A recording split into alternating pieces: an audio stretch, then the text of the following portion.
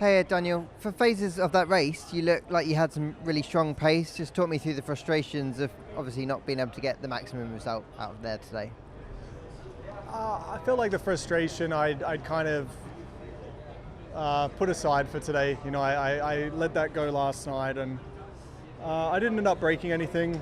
I felt like some objects were going to get smashed after qualifying, but maybe there's a bit of calm with age. I don't know, but anyway, I kind of knew that what's done is done, and try to make the most of today. And even obviously, it's nice that there was moments in the race where I did have pace, and I was able to show, okay, I can still get some good stints in there, but it was still good to get the laps. And yeah, there's things through the race where I'll mark, like we have let's say a button on the wheel that I can like use as a reference to say, oh, that lap I felt something there. So, you know, like there was I'm not giving away secret information, but it's just things I remember to tell the engineers after. So there's a few points through the race that I marked, let's say, and yeah, so it's good. It's good to get the understanding, the data gathering and all that.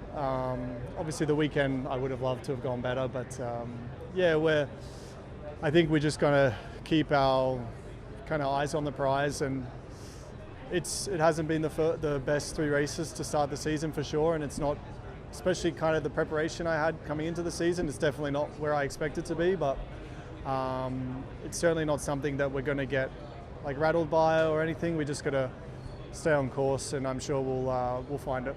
Does it feel like you're making progress, or you're at least grounding kind of yourself to know that when you kind of do find that magic dust, you can kind of make that step forward? It feels like you just got to put a load of building blocks in place basically until you can kind of get the most out of the car.